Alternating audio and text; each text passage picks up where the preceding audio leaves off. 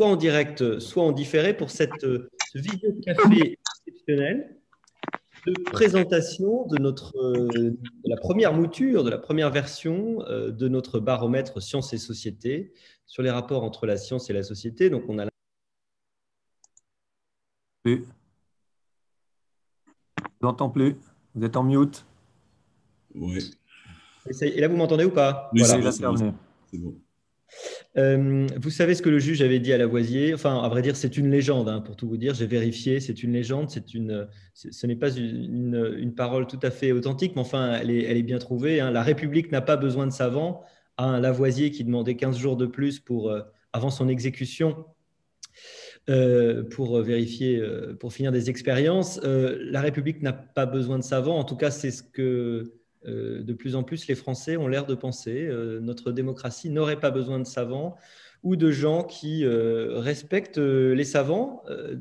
Lavoisier qui disait lui-même, vous le savez, rien ne se perd et tout se transforme. S'il y a une chose qui se transforme, c'est notre rapport à la science. Et cette présentation ce matin fait un contraste désagréable, ou en tout cas entre en écho avec l'enquête récente internationale auprès des élèves de CM1 et de 4e, qui a confirmé une quasi-dernière place très, très inquiétante. On est juste avant le Chili en matière de compétences en mathématiques de nos enfants. Est-ce que cela a un rapport? Nous allons pouvoir en discuter. J'ai le grand plaisir de recevoir Brice Teinturier, directeur général délégué d'Ipsos France, à qui je vais passer la parole tout de suite. Mais tout d'abord aussi, j'ai le grand plaisir de recevoir Jean-Yves Ledéo, qui est avec nous ce matin, docteur en biochimie. Vous êtes membre honoraire de l'Assemblée nationale. Vous avez quand même été député entre 1988 et 2017. Donc, ça fait 6 mandatures, si je ne me trompe pas. Donc, c'est quand même tout à fait respectable. Vous avez été notamment, évidemment, avec beaucoup, entre autres, entre nombreuses fonctions autour de ces mandatures, vous avez été président de l'Office parlementaire d'évaluation des choix scientifiques et technologiques, et vous êtes encore aujourd'hui membre de l'Académie d'agriculture. Alors, sans plus tarder, et puisque je vous renouvelle ma promesse de vous laisser tous à 9h30, Brice, est-ce que vous pourriez nous en dire plus sur les grands résultats du baromètre que nous avons fait avec Ipsos? Oui, bonjour Olivier, bonjour à tous. C'est effectivement une vague, la première vague d'un baromètre sur le rapport entre sciences et société que nous initions ce matin avec Sapiens. Je m'en réjouis. Vous allez voir que ce que nous mesurons là traduit une défiance de plus en plus importante.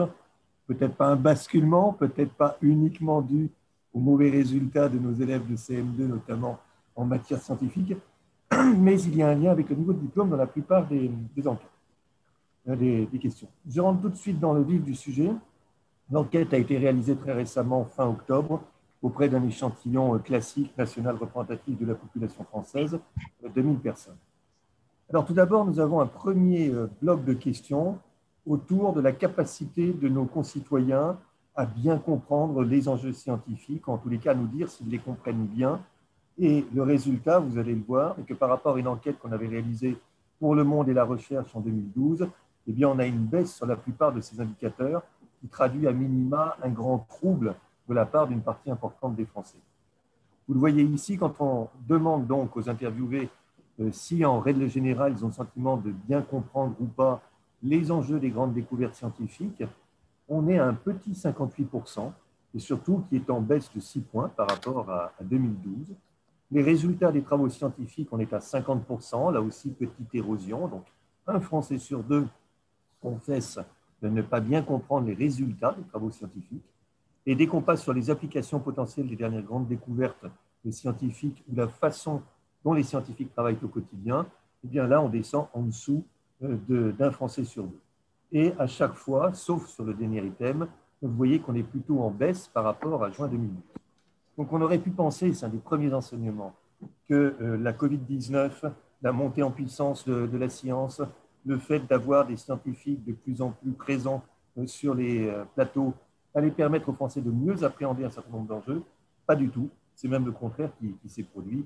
On sait en gros pourquoi, hein, l'effet des controverses, mais en tous les cas, le constat, il est là, il est assez sévère. Deuxième indicateur également, quand on demande sur toute une série d'affirmations comment les Français se situent par rapport à la science, eh bien vous voyez que massivement, 75% Ils nous disent maintenant que nous sommes trop dépendants des avancées de la science et de la technologie, même si à 71%, ces mêmes Français nous disent que la science et la technologie apportent des solutions aux problèmes que nous rencontrons aujourd'hui. Malgré tout, ce résultat est également en régression par rapport à une enquête d'avril 2013, une régression qui n'est pas anodine, 7 points de moins, c'est quand même quelque chose d'important.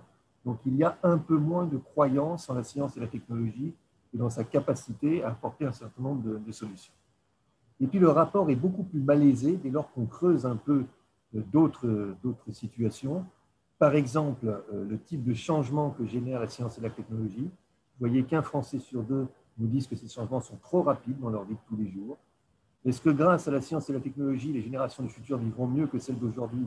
Ça, pour moi, c'est un résultat central qui traduit la promesse que peut apporter la science. Et bien là, on a une très forte baisse de 12 points. Et seul maintenant un Français sur deux qui croit en la capacité de la science à fabriquer un monde meilleur qu'aujourd'hui.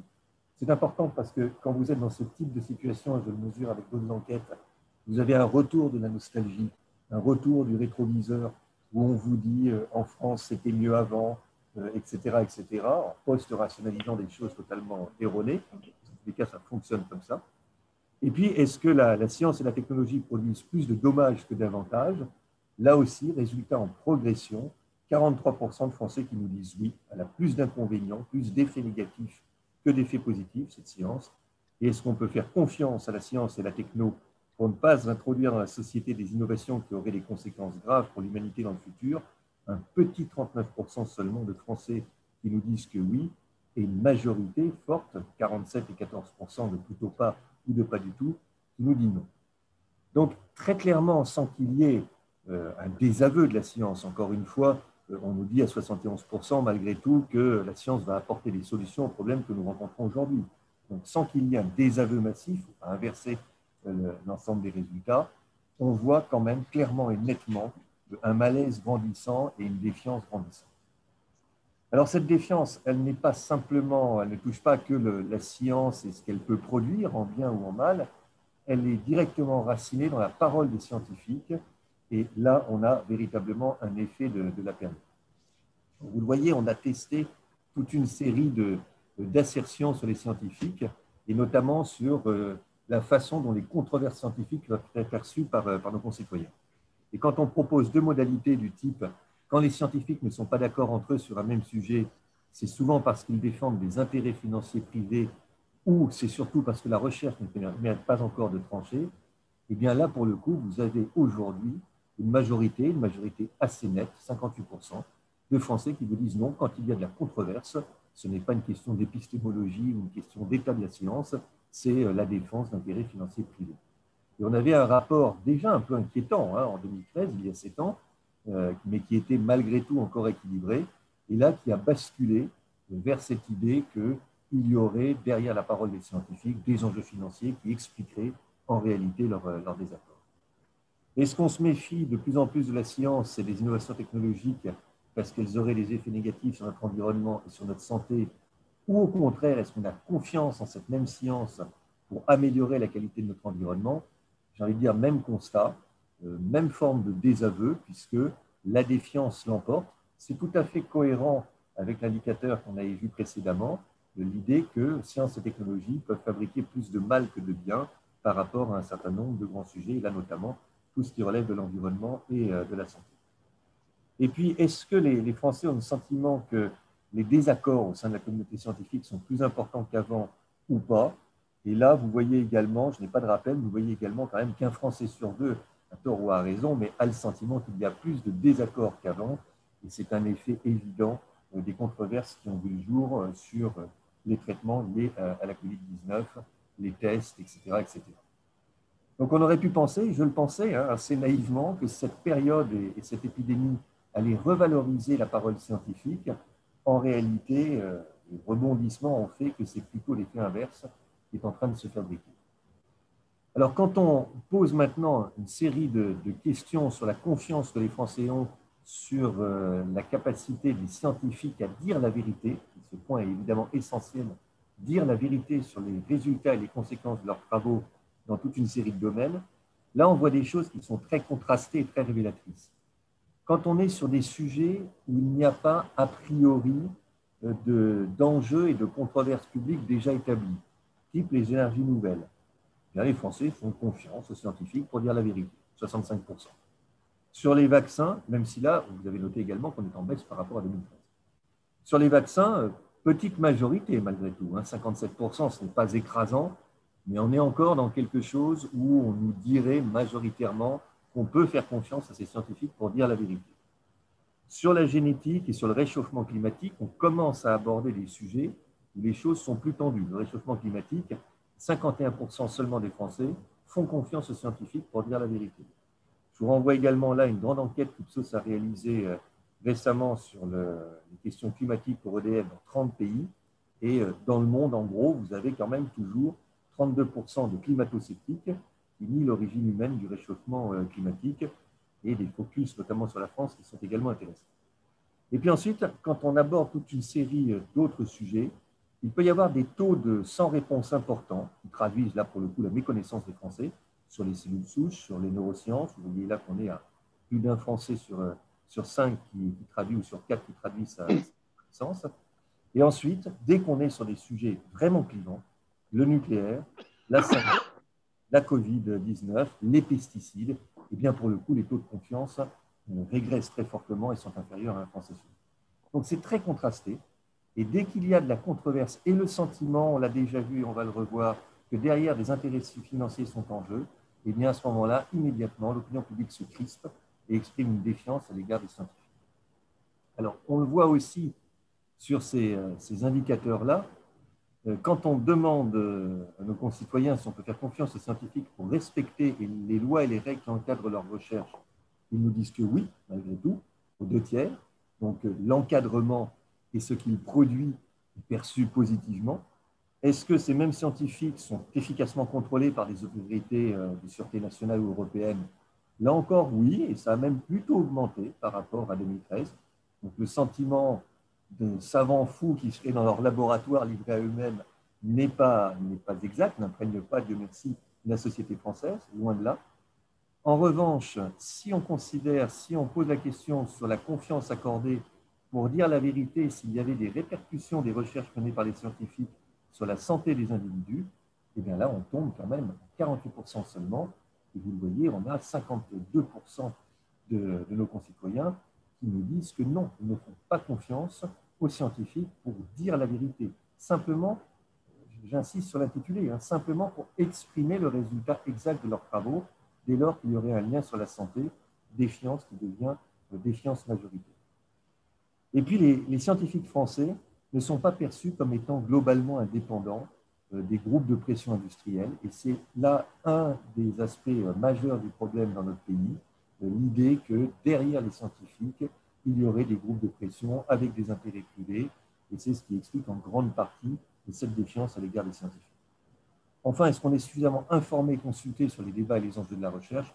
Réponse très massive et très majoritaire, non à 23%. Jusqu'à maintenant, oui, pardon, à 23%, et donc réponse massive, pardon, à 77% de. Jusqu'à maintenant, je n'ai pas commenté un petit aspect, mais qui est quand même important, qui est l'intensité des réponses. Vous avez peut-être pu remarquer que dans les oui tout à fait, on est toujours à des niveaux très faibles, et c'est souvent le cas aussi des réponses négatives extrêmes, ce qui montre aussi qu'il y a encore une malléabilité importante de l'opinion, qu'elle n'est pas cristallisée en termes d'intensité, à part certains segments, sur des positions dures, mais qu'on est véritablement face à un malaise grandissant et face à l'expression d'une défiance de plus en plus importante. Alors, est-ce qu'enfin on dit la vérité, on fait confiance aux scientifiques pour dire la vérité sur leurs travaux de recherche? Eh bien, là aussi, une fois qu'on nous a dit que les scientifiques qui effectuent les travaux de la recherche financés par des organismes publics ou l'État sont dignes de confiance, dans notre pays, la caution donc, de l'État reste extrêmement importante, qu'on fait également confiance aux scientifiques qui effectuent les travaux de recherche et qui sont affiliés à des ONG, 62%. Une fois qu'on a dit cela, dès que ces travaux sont financés par des entreprises ou des organismes privés, 39% seulement de Français accordent de la confiance et l'immense majorité de la défiance, avec un 14% qui commence à être sérieux, de pas du tout confiance. Donc c'est bien là un des cœurs du problème. Les Français sont conscients que le privé est nécessaire pour la recherche scientifique dans notre pays, mais dès qu'on parle de financement privé, ils expriment une défiance, des craintes sur ce qui pourrait se produire en matière de résultats ou d'orientation de la recherche. Alors, c'est ce qu'on voit ici. 86% des Français nous disent que si le secteur privé participe beaucoup plus aujourd'hui au financement de la recherche scientifique, eh bien, certains domaines risquent d'être privilégiés, et notamment ceux qui seraient les plus rentables. Donc là, on a un effet direct des effets pervers supposés ou perçus par les Français de ce financement par le privé. En revanche, qu'ils puissent travailler ensemble et en bonne entente, le public et le privé, oui à 80%, même si vous voyez qu'on a également une baisse de 8 points sur ce sujet. L'autre crainte qui est importante, c'est l'idée que si le privé participe beaucoup plus qu'aujourd'hui au financement de la recherche, eh bien, il y aura des pressions qui iront à l'encontre de l'intérêt général. C'est une autre façon d'exprimer une crainte vis-à-vis d'une orientation de la recherche vers des activités qui seraient moins rentables. Dès qu'il y a le privé qui intervient, eh bien, il y a tout simplement soupçon de recherche de profit, de rentabilité au détriment de l'intérêt général ou au détriment de recherche qui ne serait pas directement génératrice de profit. En revanche, ces mêmes Français qui expriment donc cette défiance conviennent volontiers à 76% qu'on ne pourra pas aider efficacement la recherche scientifique si le privé ne participe pas aujourd'hui beaucoup plus qu'à son financement. Donc vous voyez bien les taux, ils ont compris qu'il fallait un apport du privé pour aller plus loin dans la recherche scientifique, mais ils redoutent les conséquences de cet apport.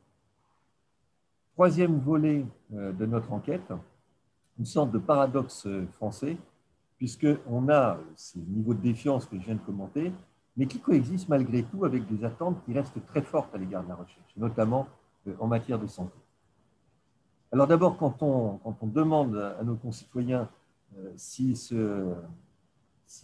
considèrent que sur toute une série de domaines comme les pesticides, le nucléaire, la génétique, etc., s'ils souhaitent qu'on arrête de faire des recherches dans ce domaine en pensant que c'est possible et nécessaire, s'ils souhaitent qu'on arrête de les faire tout en concédant que ce ne serait pas possible, ou s'ils souhaitent au contraire qu'on continue à faire des recherches dans ce domaine, avec une possibilité de déclarer qu'on ne sait pas, eh bien vous voyez là une hiérarchie qui n'est pas totalement inintéressante, puisque nous avons minoritairement sur tous ces domaines entre 15 et 35% de Français qui nous disent qu'il faut arrêter les recherches. Ce qui est, je crois, inquiétant, c'est que cette idée est plus puissante chez les 18-35 ans, chez les moins de 35 ans en gros, même si les niveaux restent toujours aux alentours de 20-25%, mais malgré tout, les jeunes sont encore plus dans l'arrêt de la recherche. Et puis, une fois qu'on a dit ça, et là, c'est plutôt quelque chose qui reste important et intéressant et positif d'une certaine façon, l'opinion, malgré tout, se dit pour les pesticides, pour le nucléaire, pour la génétique, pour les nanotechnologies, même s'il y a beaucoup là de sans réponse, eh bien qu'il faut continuer les recherches dans ce domaine, que c'est nécessaire. Donc, il n'y a pas un refus de la logique d'approfondissement et de la logique de découverte. Il y a des suspicions, mais on considère que la recherche est nécessaire dans de très nombreux domaines, et notamment des domaines qui, ces derniers temps, ont été sujets à controverse, comme les pesticides, ou de manière plus prolongée, le nucléaire. Alors, est-ce qu'on serait aussi partisan d'arrêter les recherches sur la même question sur le réchauffement climatique, les virus, les vaccins, etc. Là, vous voyez que pas du tout. Seule une petite minorité de réfractaires inférieurs à 15% est dans cette idée, mais toujours avec un petit pic chez les plus jeunes. Enfin, on a essayé de travailler à une formulation autour du principe de précaution en proposant aux Français deux alternatives. Est-ce qu'il faut mettre en place, pour limiter le plus possible ces risques, même si le risque n'existe pas, zéro n'existe pas, et développer ces innovations tout de même pour leurs effets bénéfiques, sachant qu'on leur disait donc, dans l'intitulé de la question que face à des innovations technologiques qui représentent certains bénéfices, mais aussi certains risques potentiels en termes de qualité de vie, de croissance économique, d'emploi, d'environnement, donc on cherchait à embrasser large. Est-ce qu'il faut donc mettre en place des mesures pour limiter le plus possible ces risques? Là, vous voyez que les Français nous disent oui à 71%. Ou est-ce qu'il faut refuser de développer ces innovations technologiques qui peuvent comporter des risques? On n'a que 29% de Français qui seraient prêts à renoncer à des bénéfices potentiels et à invoquer un principe de précaution qui bloquerait l'approfondissement. Donc, on voit bien que malgré la défiance, il y a quand même le sentiment qu'il faut continuer à chercher et continuer à avancer dans des innovations. C'est une version positive malgré toute l'enquête pour pouvoir avoir une dynamique positive. Enfin, dans leur rapport à la science, et ça c'est un résultat qui est important à deux égards, il y a aussi une hiérarchie maintenant de ce qu'on rêve que la recherche scientifique permettrait de faire qui est très révélatrice. En gros, la science ne fait plus rêver. Ce n'est pas ce qu'on lui demande. Vous voyez que sur les dimensions qui sont tout en bas de cette hiérarchie, découvrir de nouvelles sources d'énergie, réaliser des découvertes spatiales majeures, mettre au point des nouveaux moyens de se déplacer de façon très rapide ou disposer de modes de communication plus efficaces et plus rapides, et bien là, on est dans des dimensions qui intéressent relativement peu, voire très peu, alors qu'en revanche, guérir des maladies, le cancer et le sida, donc le lien avec la santé, ça, c'est effectivement ce qu'on demande, ce qu'on espère de la science aujourd'hui. Donc, on est sur des mécanismes de protection. La science va nous permettre de nous protéger, guérir des maladies, résoudre les problèmes de réchauffement climatique, empêcher les famines ou prévenir des épidémies, garantir éventuellement un accès à l'eau potable à tous. Voilà ce qu'on dépose dans le panier de ce que la science doit nous apporter. Mais on n'est plus du tout sur une dimension d'élargissement de la connaissance, j'ai envie de dire presque pour la connaissance, sur la découverte d'autres énergies, d'autres moyens, d'autres dimensions de la vie au sein de la galaxie. Et je crois que c'est très révélateur de l'époque, avec l'attention très forte accordée à la question de la santé, mais également des mécanismes de défense. Pour finir, et j'essaye de tenir le timing, un petit volet sur la Covid-19, on ne pouvait pas y échapper et il est évidemment important. Est-ce qu'on a confiance ou pas dans les informations qui sont données sur le coronavirus par chacun des acteurs suivants? Les professionnels de santé, carton plein, médecins, infirmiers, etc. Et depuis longtemps, et ça semble solide, on n'a pas la d'érosion ou de baisse spectaculaire. Les chercheurs et les scientifiques, 70% malgré tout encore de confiance, mais on était à un niveau plus haut au début du confinement, on était plutôt à 78%. Les institutions publiques de santé, la caution du public reste importante, mais ce 60% n'est quand même pas massif non plus. Et là, on voit l'effet de thématiques autour du masque, par exemple, dans les premières déclarations de l'OMS, ou en tous les cas de rétractation de la confiance à l'égard d'un certain nombre de cautions qui étaient des cautions majeures il y a encore 10 ou 15 ans. Pour autant, on ne fait pas plus confiance à son propre entourage. Donc, les Français sont vraiment perdus parce qu'ils savent aussi que vos amis, vos voisins, votre famille n'est pas forcément compétente pour vous donner les bonnes informations. Le conseil scientifique qui a été mis en place ne génère que 50% de confiance et l'équivalent donc en défiance. Et ça, c'est très révélateur et ça explique beaucoup de choses des difficultés actuelles du gouvernement à impulser quelque chose de très consolidé, cohérent et massif dans l'opinion. Il y a des controverses, il y a des réticences, il y a des critiques et elles sont entendues et reprises en compte par une bonne partie de la population. Et puis ensuite, on bascule dans des interlocuteurs qui génèrent plutôt une défiance majoritaire, que ce soit les décideurs politiques locaux. L'IHU du professeur Raoult, 41% seulement de confiance. Là, il y a quelque chose d'important. Les Français, quand même, ont compris qu'on ne pouvait pas faire confiance à ces déclarations, notamment sur l'hydrochloroquine. Mais les laboratoires pharmaceutiques, le gouvernement, les médias et les réseaux sociaux obtiennent également des niveaux de confiance inférieurs à 50%.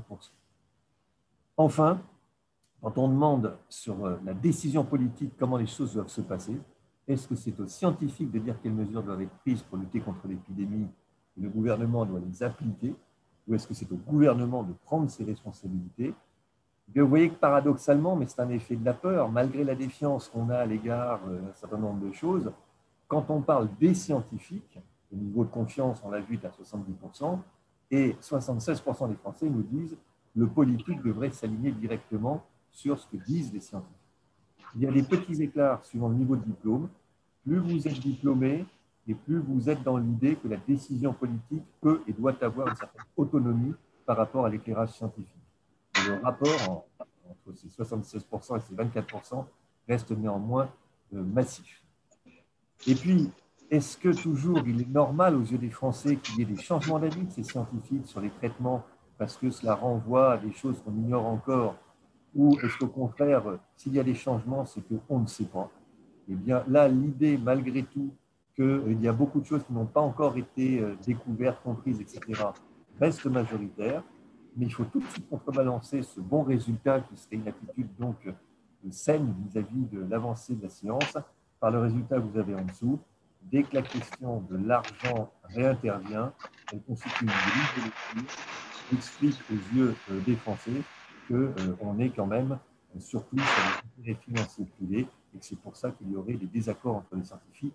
44%, c'est énorme pour expliquer ce type de controverse. Au total, et donc contrairement à ce qu'on pouvait éventuellement espérer il y a 6 ou 7 mois, la période que nous venons de vivre n'a pas renforcé la confiance à l'égard de la science. Vous voyez aujourd'hui que seuls 14% de Français nous disent qu'ils font plus confiance à la science qu'auparavant. On est sur quelque chose plutôt d'autodéclaré de stable, 66%, ni plus ni moins, mais il y a 20%, et donc un différentiel plus confiance, moins confiance qui est négatif, 20% qui nous disent j'ai moins confiance aujourd'hui dans la science qu'auparavant, et quelle que soit la façon de formuler la question, on obtient des résultats tout à fait similaires. Est-ce que du coup on se ferait vacciner? Pour ses proches, à risque, oui, nous dit-on, à 67%, mais pour soi-même, on retombe sur un indicateur que nous avons plusieurs fois mesuré à Ipsos et qui est un des indicateurs les plus faibles dans le monde. On a fait des études dans une trentaine de pays. Seuls 56% des Français nous diraient qu'ils se feraient vacciner eux-mêmes avec un vaccin contre la Covid-19. C'est extrêmement faible. C'est bien supérieur aux réfractaires, on va dire irréductibles à la vaccination, qui pèse plutôt 25%. Donc là, il y a quelque chose de nouveau dû à l'apparition d'un nouveau vaccin. Et pour ces enfants, on n'est qu'à 44% de confiance ou d'intention d'aller les faire vacciner. En revanche, plus vous êtes certain de vouloir vous faire vacciner et plus vous voulez le faire vite, dans un an ou dans moins d'un an, on est à 57% de Français qui nous disent « moi, j'irai me faire vacciner à ce moment-là et le plus vite possible ». Mais il faut pour cela être certain de vouloir se faire vacciner. Voilà, pardonnez-moi d'avoir été un petit peu long, d'avoir un peu dépassé le timing imposé, les figures imposées. Mais vous voyez que l'enquête est très riche et qu'elle apporte quand même globalement un éclairage un peu inquiétant sur le rapport aujourd'hui des Français à la science.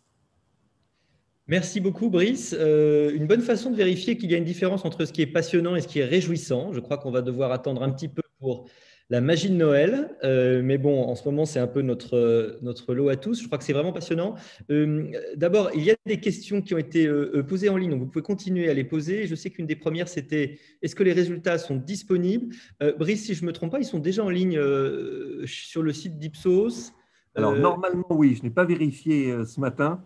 Dans tous les cas, ils doivent l'être ou ils le seront. Vous pouvez aller sur notre site et vous trouverez l'intégralité de l'étude. On va le mettre aussi sur le site de Sapiens en ligne très rapidement. Donc, vous allez pouvoir regarder à la tête reposée dans le détail tous ces résultats. Alors, je me tourne maintenant vers Jean-Yves Ledéo. Donc, Jean-Yves, est-ce que vous êtes toujours avec nous? Je suis toujours là. Formidable. Merci beaucoup d'avoir répondu à notre invitation. Évidemment, j'ai envie d'avoir votre œil, j'allais dire votre œil expert de personnes qui se préoccupent depuis longtemps de ces questions, puisque vous avez même été l'auteur d'un rapport sur la République et la science. Si je ne me trompe pas, vous nous en direz plus.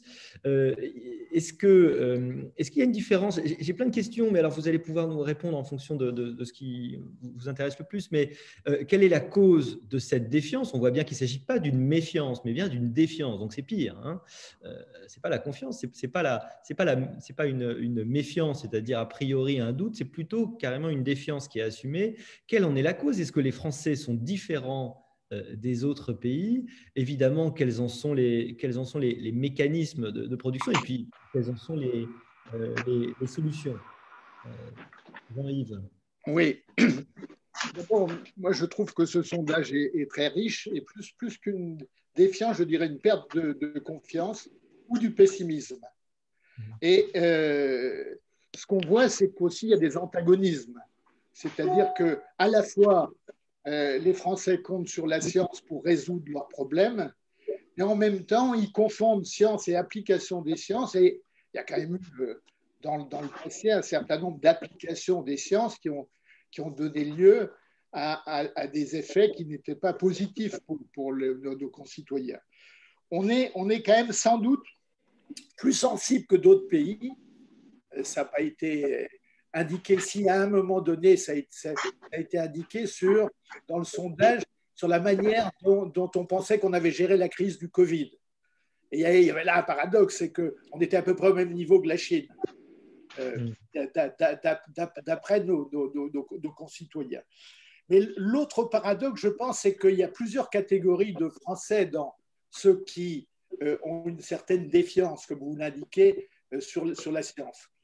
Il y a au moins 3 catégories. Et ces 3 catégories vont s'ajouter, ce n'est pas pour les mêmes raisons, à mon sens. La première catégorie, c'est les idéologues. On le voit dans le sondage, extrême droite, extrême gauche, beaucoup plus sensibles à un certain nombre de domaines, souvent activistes, et qui veulent imposer leur vérité et qui nourrissent la controverse. Et ce que Brice Teinturier a dit, qui m'apparaît très juste, c'est que la controverse nourrit la défiance. Et que plus il y a eu de controverse sur un sujet, plus finalement il y a une inquiétude des Français sur cette thématique. Ils pensent aussi que ça va trop vite. Ils pensent que c'est soumis à des intérêts privés. Et ça a été bien redit. Le deuxième point, c'est qu'il y a une deuxième catégorie, c'est tous les Français qui, finalement, avouent ne pas comprendre les résultats de la science ou les résultats scientifiques. Et il y a une sorte d'inculture scientifique, c'est-à-dire, et ça, dans les propositions, parce que si jamais on pense qu'il y a un divorce qui risque de devenir définitif entre les Français et la science, il faut trouver des remèdes, eh bien, il faut sûrement agir sur l'école. On le dira, je pense, tout à l'heure dans les conclusions. Et que cette inculture scientifique, elle ne touche pas que ceux qui ont moins appris, ceux qui sont restés à un niveau scolaire plus bas, elle touche également beaucoup de catégories de la société. Et moi qui étais un peu perdu dans le monde politique, j'étais un des rares scientifiques à l'époque. Il y en a beaucoup plus dans cette législature. J'ai été frappé par l'inculture scientifique des décideurs. Comme j'ai été frappé, et je suis frappé toujours, par l'inculture scientifique de certains juges, même au Conseil d'État. Et donc, c'est la deuxième catégorie. Puis la troisième catégorie, je pense, c'est les jeunes qui font plus confiance à la science, d'ailleurs, qu'un certain nombre d'autres catégories. Vous avez montré les différences entre les hommes et les femmes, et entre les jeunes et les citoyens plus mûrs. C'est que pour eux, ils sont plus individualistes, ils sont plus libertaires, ils veulent moins de contraintes, et finalement, la science leur apporte des contraintes. Et ils ne sont pas forcément contre la science, mais contre les contraintes qui sont apportées et qui restreignent leur liberté. Donc, je ne sais pas si cette analyse, on peut l'affiner par les chiffres que vous avez indiqués, Brice, mais je crois que c'est ce que je voulais un tout petit peu dire. Oui. Non, c'était juste, mais je vous laisse terminer. C'était juste pour abonder dans votre sens et donner quelques éclairages sur les 3 catégories que vous avez dessinées. Bon, et le deuxième point qui m'apparaît alors très net dans ce sondage et qu'on avait développé dans ce rapport avec Claude Biraud, l'innovation à l'épreuve des peurs et des risques, qui est paru il y a 7 ou 8 ans, c'est la notion de risque. Vous l'avez employé plusieurs fois. C'est un concept qui est devenu générique. On parle de risque écologique, de risque technologique, de risque urbain, de risque sanitaire, de risque alimentaire, de risque routier, de risque domestique, de risque majeur et diffus, de risque naturel. Aussi de population à risque, de facteurs de risque, de conduite à risque, de quartier à risque. Le mot risque est devenu un mot très important dans notre vocabulaire. Or, je ne suis pas sûr que ce risque et la définition de ce risque a été compris. Et donc, comme il y a une certaine forme d'incompréhension sur la signification de ce mot, il y a des attitudes face au risque. Je vais rappeler, vous le savez, mais je vais quand même rappeler pour les auditeurs, le risque, c'est l'exposition à un danger potentiel il ne constitue pas en soi un danger. Il est possible, sur le plan scientifique, de démontrer l'existence d'un risque, d'un danger, pardon. Il est presque impossible, par contre, de prouver l'absence d'un risque. Une substance, un événement peut être très dangereux, mais si sa probabilité d'occurrence est quasi nulle, le risque est très faible. Le risque est donc le produit de la probabilité d'existence d'un événement par la gravité ou les conséquences de celui-ci. Et très souvent, on réagit à un danger maximum, c'est-à-dire on réagit à sa propre perception. Et on dénonce donc les scénarios catastrophes très improbables, sous-estimant des scénarios moins graves a priori, mais plus probables. Les individus évaluent les probabilités subjectivement. Et je crois que c'est important de le préciser. Enfin, on voit aussi dans le sondage qu'une innovation apparaît toujours plus risquée qu'une technologie éprouvée. Et ça, c'est un vrai sujet, par exemple, aujourd'hui, sur les nouvelles biotechnologies. On a une décision assez incompréhensible. Alors, les nouvelles biotechnologies, j'essaye de résumer et de vulgariser. C'est des techniques nouvelles qui permettent de découper, c'est le prix Nobel de chimie de Jennifer Doudna et d'Emmanuel Charpentier de cette année, de découper, comme avec des scalpels moléculaires, de manière très précise un gène. Alors que du temps des OGM, on était avec des marteaux de forgeron, on ne savait pas bien ce qu'on faisait. Eh bien, ces nouvelles technologies, elles sont plus précises, il y a théoriquement moins de risques, c'est ce que tous les scientifiques disent, et immédiatement, ça a été traité d'OGM cachés. Et à tel point que quand le juge européen, la Cour de justice de l'Union européenne en 2018, en juillet 2018, ou le Conseil d'État en janvier 2020 se sont penchés sur cette question, ils sont revenus sur la notion de sécurité avérée. C'est-à-dire de dire qu'il y avait moins de risques quand on connaît une technique depuis très longtemps, et vous avez beau mettre en place une technique qui apparaît comme plus précise et moins risquée, ce que les scientifiques disent, eh bien, le droit est resté sur la notion de danger qui était un danger qui n'existe plus quand finalement la technologie est éprouvée. Et on a donc là un retour en arrière. Enfin, je voulais dire également, et vous l'avez dit, Brice, tout à l'heure, que la controverse augmente la défiance. Les Français perçoivent les désaccords entre scientifiques. Et ils pensent qu'il y en a plus qu'avant, les désaccords. À mon sens, il n'y en a pas plus qu'avant. Parce que la science, elle est basée sur la controverse. Elle est basée sur la confrontation, pas sur la controverse. Et il n'y en a pas plus qu'avant, mais aujourd'hui, il y a un certain nombre de spécialistes de la controverse qui finalement se servent de la controverse pour faire passer leur vérité. Je vais donner un exemple récent que vous trouvez sur Internet, sur les vaccins. Vous avez une note, alors je dis bien, note d'expertise grand public.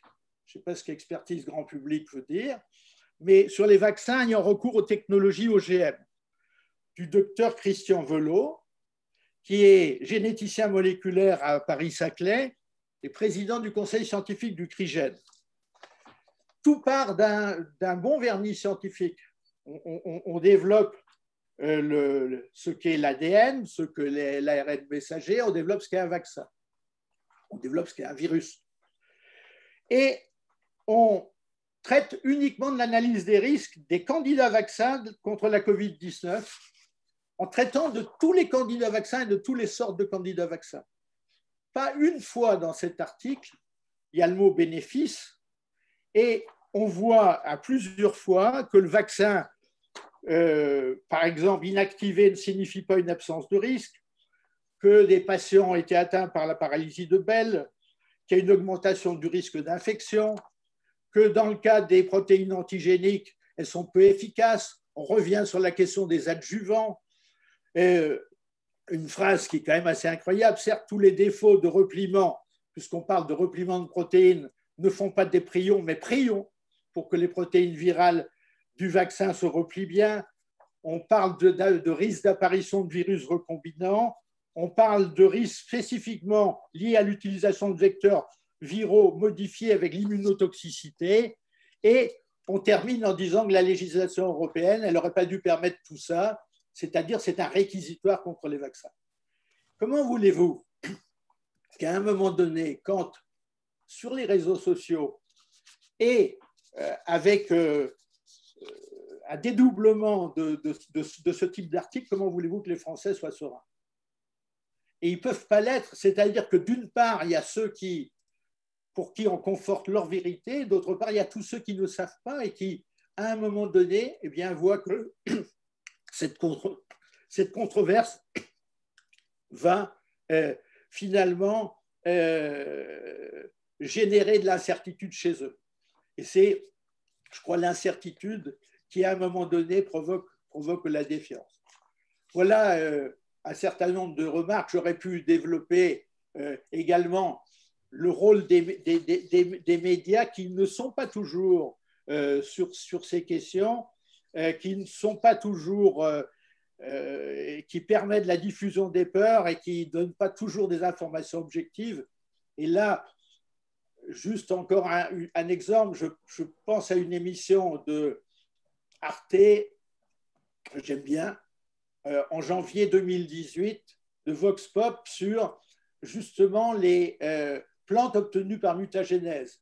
Quand on voyait les termes qui étaient employés dans cet article, on voyait le terme d'OGM caché, de menace pour les semences conventionnelles, de lien éventuel entre plantes génétiquement modifiées et cancer, de développement de résistance sauvage chez les plantes, de mutations violentes chimiques et autres, de citoyens inquiets, de saleté dans les champs. Et même Flaubert était appelé à la rescousse, qui disait que pour lui, l'innovation est toujours dangereuse. Vous voyez ça à une heure d'écoute, à 8h30, sur un sujet sur lequel personne n'était là pour apporter la contradiction. Il est évident que ça favorise la diffusion de ces informations et ça ne favorise pas la confiance des Français dans la science. Alors, ce n'est pas le seul exemple et je vous laisse peut-être maintenant, Olivier, continuer et si vous voulez, à la fin, je donnerai 3 ou 4 solutions qui, pour moi, permettraient de renouer le lien entre les Français et la science. Merci beaucoup Jean-Yves, c'est vraiment passionnant. Et il y a plein de questions et de remarques qui sont très intéressantes dans le fil, donc vous pouvez aller les lire et puis on va en parler. Moi, juste peut-être 3 remarques. On voit très bien que la cause qu'on désigne à travers beaucoup d'analyses, c'est finalement un problème de culture et de compréhension. Il y a 3 remarques à ce sujet. D'abord, c'est que en effet, et on ne le voit pas seulement dans le cas du discours scientifique, on est dans un monde de plus en plus complexe où le nombre de facteurs à prendre en compte est de plus en plus grand, ce qui fait qu'en fait la compréhension générale de la façon du système, hein, j'aime plus dire systémique parce que c'est un mot qui a été terriblement galvaudé, mais la compréhension de la façon dont le système fonctionne est de plus en plus difficile, et ce qu'on ne comprend pas, on s'en méfie. Donc ça, c'est probablement la première chose.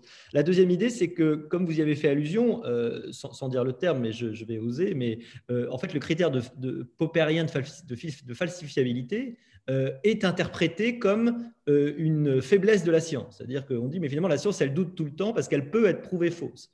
Et ça rejoint l'incompréhension que les gens ont pu avoir de la controverse. Alors, controverse, pour moi, ce n'est pas forcément un mot péjoratif, hein, c'est la controverse scientifique, peut-être même la conversation, hein, entre scientifiques. Et ce qui a été terrible, c'est que depuis longtemps, on était nombreux à dire qu'il fallait que le débat scientifique s'invite enfin, que la science s'invite, dans le débat public. Bon. Et on a constaté, notamment à travers le cas de l'hydroxychloroquine, que c'est exactement le contraire qui est arrivé, c'est-à-dire que le débat public s'est invité dans le débat scientifique. Et que quand on a mis sur le plateau de télévision les points de vue tout à fait normaux, compréhensibles, de scientifiques qui sont en train de comprendre un nouveau virus, un nouveau phénomène, et qui donc confrontent des points de vue et qu'on s'enrichit de données, les gens n'ont pas compris. Voilà. Les gens ont interprété la cacophonie Eh ben, très souvent, comme le fait que l'un était forcément vendu à la puissance du mal, probablement, enfin, en gros. Hein. Et c'est évidemment un petit peu, c'est le ferment d'une méfiance dont on ne va plus jamais sortir. Hein. Dès que vous n'êtes plus d'accord avec celui qui va être nommé le champion d'un point de vue qui, pour une raison ou pour une autre, on trouve meilleur, on va estimer que l'autre, s'il n'est pas d'accord, c'est naturellement qu'il doit avoir quelque chose d'autre en tête. Et c'est évidemment, cette méfiance est terrible. L'autre idée, c'est que vous avez bien dit que le risque, c'est égal au danger fois l'exposition. Le white spirit, c'est dangereux, hein, mais ça n'est pas nécessairement risqué si vous êtes justement, si vous le mettez avec le bon bouchon et la bonne bouteille et qu'il est rangé correctement. Et cette idée aussi que c'est la dose qui fait le poison. Hein. Pharmakon en grec, c'est à la fois le poison et le médicament. C'est une idée qui n'est pas tout à fait intuitive. Hein. On a vraiment l'impression qu'il y a le poison d'un côté et le médicament de l'autre. Et on a du mal à se représenter l'importance de ces doses, évidemment.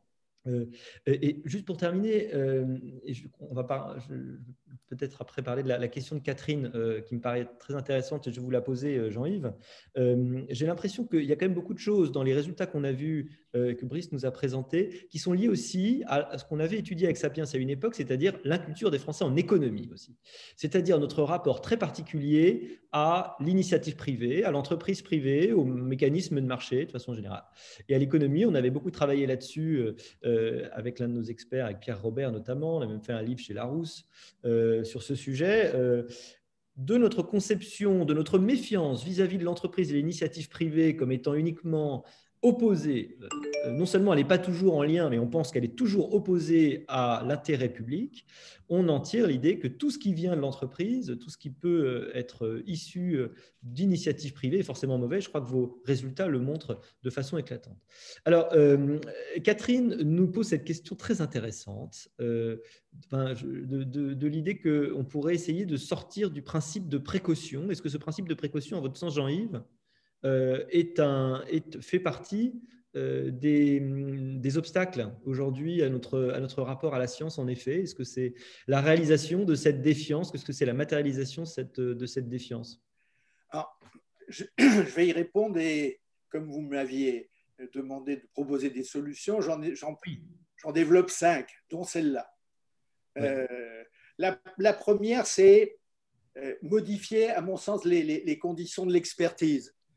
Aujourd'hui, on a trop tendance à laisser l'expertise soit à des instances, mais ça c'est très bien, mais on ne fait pas suffisamment, je pense, participer les citoyens à l'expertise, ou on ne confronte pas suffisamment les avis des experts.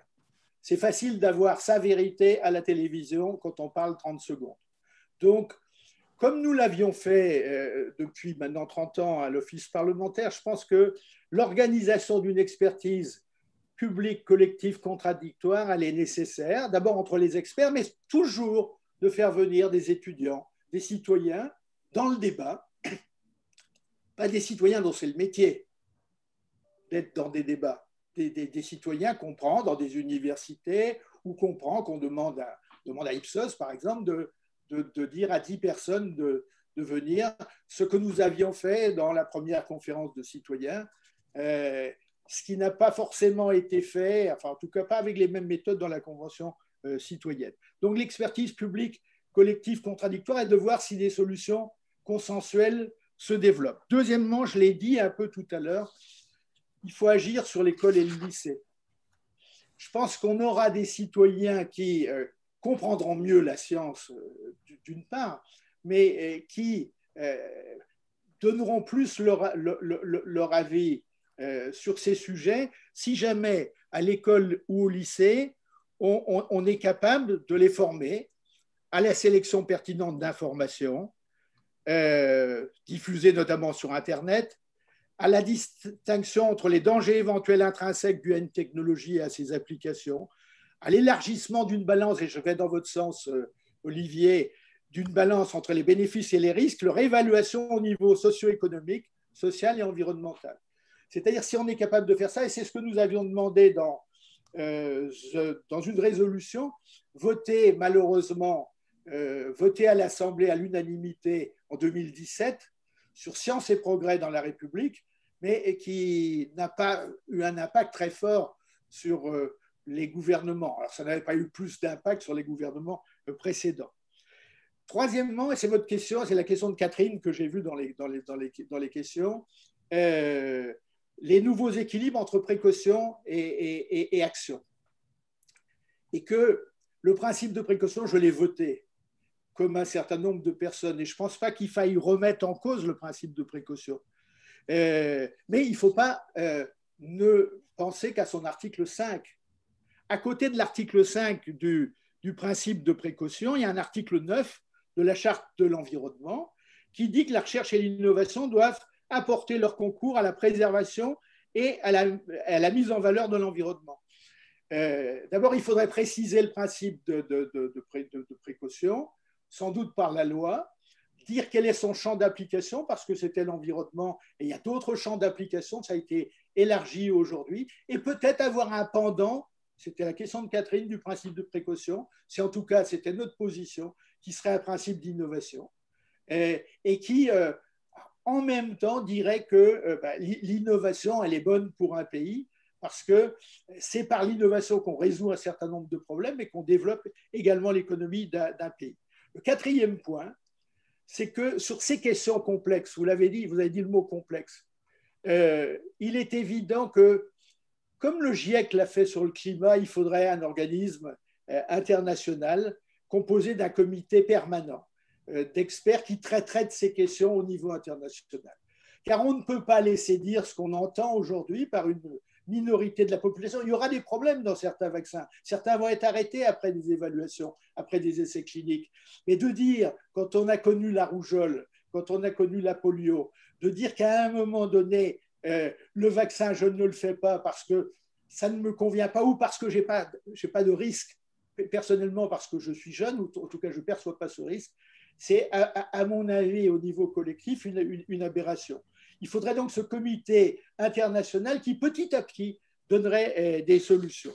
Enfin, et une autre solution que Virginie Tournay, une de vos collègues, développe au CEVIPOF, c'est d'influer sur la médiation scientifique et de développer la médiation scientifique, notamment par une plateforme qui pourrait permettre en direct de lutter contre les fake news, contre les fausses nouvelles, et donc d'organiser les réponses, non pas en direction des experts, parce que les experts communiquent entre eux tous les jours via Internet, mais en direction du grand public.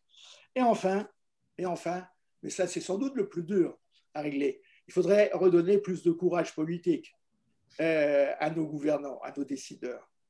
Car quand on voit le sujet de la génétique ou de la transgénèse, quand on voit les non-décisions depuis le Grenelle de l'environnement, en passant par l'actuel gouvernement, un décret sur les NBT que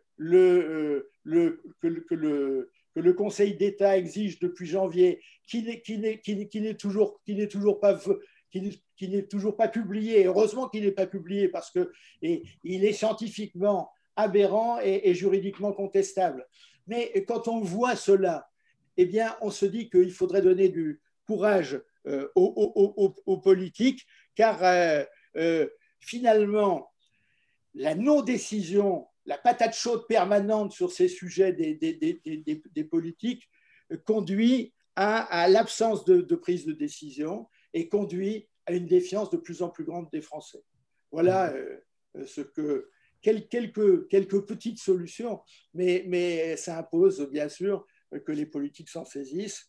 Et comme je l'ai dit, et je vais le dire d'une autre manière, j'ai toujours eu l'impression, en 31 ans et 7 mandats à l'Assemblée nationale, que la science et la recherche, même si les déclarations étaient inverses, n'étaient pas la première priorité des politiques français, et l'économie, vous diriez peut-être la même chose. Merci beaucoup. Oui, la pilule pour le courage politique, visiblement, elle est plus difficile à trouver que le vaccin pour le Covid. Hein. Oui, c'est sûr. On cherche. Mais on va s'y mettre. Est-ce que je peux rajouter un petit point, Olivier? Non, je voudrais juste vous mettre en garde sur l'idée que accroître la connaissance et la formation des jeunes, par exemple, en France, permettrait d'avancer substantiellement dans la réduction de la défiance. Je ne le crois pas du tout, hein. On peut faire lire à l'ensemble de nos étudiants du bachelor, du popper, etc. Ça ne mangera pas de pain et ça fera peut-être un petit peu avancer la cause, mais un petit peu seulement. Parce que ce raisonnement repose, à mon sens, sur une confusion entre l'ignorance et la bêtise. Et quand on est face à des mécanismes de défiance, on n'est pas face à des mécanismes d'ignorance. Ce n'est pas qu'ils ne savent pas, ça renvoie à tout à fait autre chose. Deleuze, en son temps, avait fait cette distinction et il produit des choses assez intéressantes justement sur ce qu'on n'ose plus aujourd'hui appeler le discours de la bêtise, mais je le prends sous un angle technique, mais qui est un système clos et très argumenté. Donc le point, à mon avis, essentiel, et on le voit dans l'enquête parce que même s'il y a une petite corrélation avec le niveau de diplôme, elle n'est pas si forte que ça. Donc les diplômés sont un peu moins défiants, mais malgré tout, il n'y a pas deux visions radicalement différentes. Donc le point clé, c'est celui que vous avez évoqué, c'est le rapport à la complexité. Et si on admet ce rapport à la complexité, le fil à tirer, c'est qu'il faut reconnaître la nécessité de sachants, d'experts. Et c'est là où ça bloque, justement. Donc la question, me semble-t-il, c'est à quelles conditions un sachant ou un expert est-il légitime? Et c'est ce nœud-là qu'il s'agit de démêler beaucoup plus qu'un nœud d'information supplémentaire. C'est vraiment les conditions de légitimation d'un sachant, c'est ce qui est remis en question. Et quand ces conditions de légitimation des sachants et des experts ne sont pas présentes, eh bien, vous avez un processus de réduction de la complexité à sa plus extrême simplification qui offre une grille de lecture et qui permet, et vous le retrouvez effectivement chez les sympathisants RN ou de la France insoumise plus que dans le reste de la population, mais qui permet de dire le problème vient des intérêts financiers. C'est ce que Léon Poliakov appelait la cause unique, aussi la causalité diabolique. Vous réduisez la complexité à une cause unique. Et c'est ça, je trouve, qu'on voit à l'œuvre de plus en plus. Donc c'est une réaction à la complexité et une insuffisance de travail sur la façon dont des experts peuvent être légitimes. Et là où la séquence a été dramatique, c'est que vous avez eu des sachants ou des experts ou des supposés sachants ou experts qui se sont exprimés en faisant non pas de l'expertise scientifique, mais de la politique. Raoult, pour moi, ça a été véritablement, c'est très intéressant, l'irruption du populisme scientifique. On n'avait pas encore vu ou pas à ce point. Et quand il s'exprimait en politique, et absolument idéologue en politique, en tout ce que vous voulez, je prends le terme idéologue au sens technique du terme, mais pas du tout en scientifique. Et c'est ça, je crois, qui a miné et accéléré le processus qu'on voit aujourd'hui dans notre enquête d'éloignement vis-à-vis des experts, des sachants et de montée de la défiance. Et puis le dernier petit point, et après je me tais, c'est sur les jeunes, puisque Jean-Yves Le Déaut a souligné ces trois catégories, et je les retrouve bien, hein, effectivement, les plus défiants qu'on retrouve en politique, les RN, la France insoumise, ceux qui ne comprennent pas, mais avec le bémol que je viens d'introduire sur ne nous trompons pas, ce n'est pas simplement un manque de connaissances, et puis les jeunes. Et effectivement, c'est un point qui me frappe de plus en plus dans de nombreuses enquêtes, et pas simplement dans le rapport à la science, il y a un décrochage des jeunes du reste de la population, de plus en plus marqué, sur toute une série d'indicateurs. On le voit là dans le rapport à la science, mais je le vois également dans le rapport à la démocratie. Et en réalité, c'est une contre-culture qui est en train de s'élaborer, avec des modes de raisonnement, des finalités, des mécanismes qui sont de plus en plus divergents. Je ne pense pas que ce soit un effet purement d'âge et que du coup ils rejoindront après le mode de pensée dominant. Je pense que c'est un effet générationnel, que nous avons laissé échapper là quelque chose que nous ne comprenons pas et que nous ne parvenons pas à bien raccorder, et que de plus en plus, dans la jeunesse de ce pays, il y a une défiance, une organisation, une culture qui est en train de s'élaborer et qui s'éloigne des mécanismes sur lesquels notre génération, par exemple, est dans un consensus sur la démocratie, sur la science, etc. etc. Donc, tout ça, si je vais le résumer, c'est le point clé, à mon sens, c'est bien que l'enjeu n'est pas une question d'information. Ce n'est pas que de l'information, ce n'est pas que de l'ignorance. Ce qui est en train de se jouer, c'est tout autre chose. Et c'est dans les scénarios de relation à la complexité qu'il faut travailler. Est-ce que je peux intervenir 30 secondes? Oui, Jean-Yves, absolument. Ce n'est pas sur la formation, vous voyez, que j'insiste. J'insiste sur des méthodologies à apprendre sur la sélection de l'information, oui. l'établissement de la balance entre les bénéfices et les risques. Et aujourd'hui, les jeunes, quand on les interroge dans les lycées, ils sont très contents des travaux publics et de pratiques encadrées et de travailler en groupe. Et si jamais on faisait ce travail, plus qu'un travail de connaissance et de savoir, un travail de méthodologie, parce que beaucoup d'entre eux, quand on discute avec eux, ils ont tendance à croire ce qu'ils lisent. Et il faut que l'esprit critique, une tête bien faite, est quelque chose de très important. Oui, oui, mais ça, je souscris. Non, je ne réagissais pas du tout par rapport à ça. Je réagissais par rapport simplement à l'idée qu'en améliorant soit la connaissance, soit la façon d'organiser et d'apprendre à bien sélectionner les informations par la coopération, par ce que vous indiquez là, on améliorera les choses, hein, j'en suis persuadé, il faut le faire. Mais qu'il y a ensuite un noyau beaucoup plus réductible autour de la défiance qui renvoie à une autre catégorie. On ne renvoie pas qu'à cela, malheureusement. D'accord, on est d'accord. C'est Nietzsche qui disait l'ennemi de l'erreur, ce n'est pas l'ignorance, c'est la conviction. Hein. Exactement. Je crois effectivement que c'est probablement notre problème.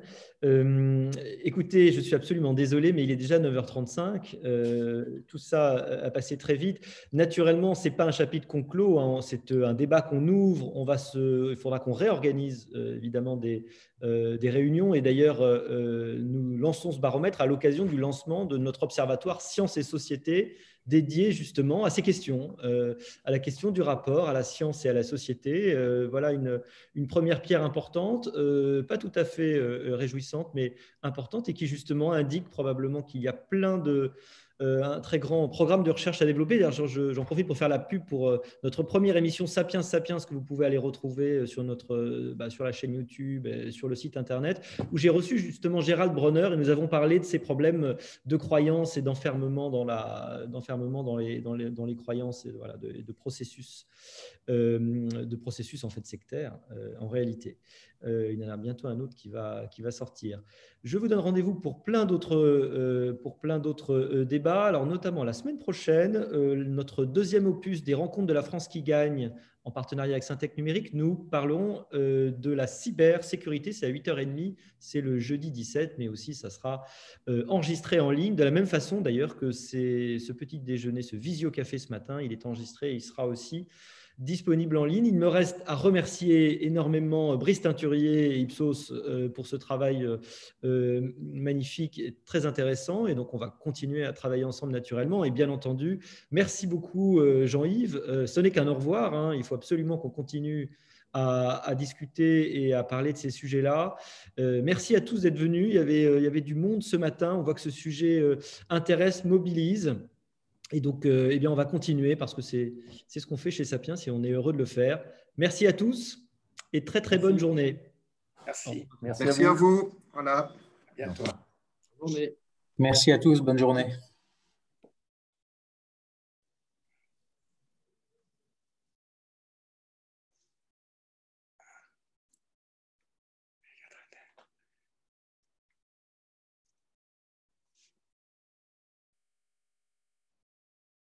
Alors,